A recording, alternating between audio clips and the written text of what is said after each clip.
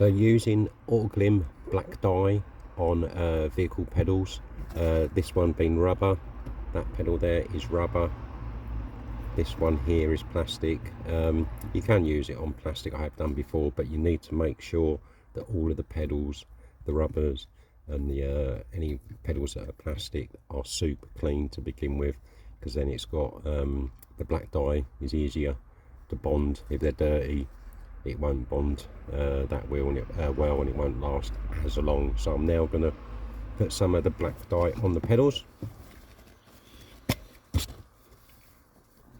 just a little squirt. As you can see, I've protected most of the interior panels. Here we go, plastic, sorry.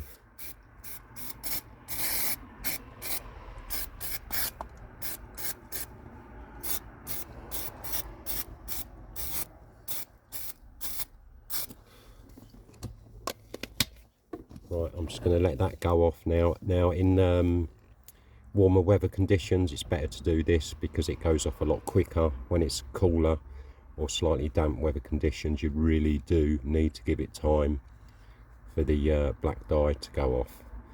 Right, I'm going to let that dry, back in a moment. Okay, so it's nearly dry. Just so you're aware, if you ever get this product on, say, plastics, some plastics are lighter than this and you don't want it on there, one way to get it off is to use Autoglym tart and glue remover on a clean microfiber, and that will get any black dye off of any interior plastics. Right, I'll now show you a before and after photo.